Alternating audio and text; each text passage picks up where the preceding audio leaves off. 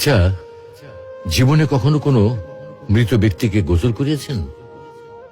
যদি কখনো সুযোগ হয় তাহলে সেই মৃত ব্যক্তিকে গোসল করাবেন।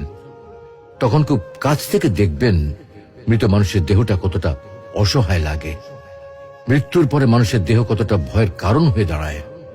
সুযোগ পেলে রাতে লাশটা পাহারা দেবেন, তখন বুঝতে পারবেন প্রিয় মানুষটার লাশ রাতের বেলায় আপনার কাছে কতটা অদ্ভুত লাগে, কতটা ভয়ের কারণ হয়ে ওঠে, কতটা আতঙ্কের কারণ হয়ে যায়।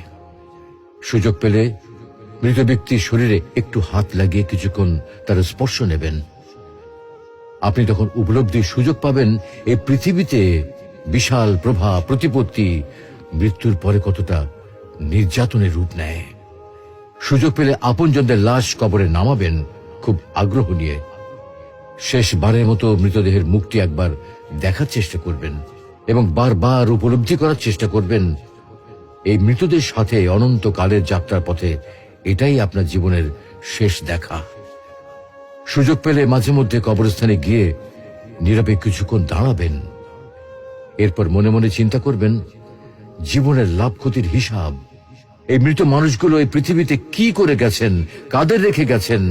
যাদের রেখে গেছেন তারা কি কখনো এই মৃত মানুষগুলোকে স্মরণ করার জন্য কবরস্থানের আশেপাশে একটি বারের জনকে দেখতে আসে?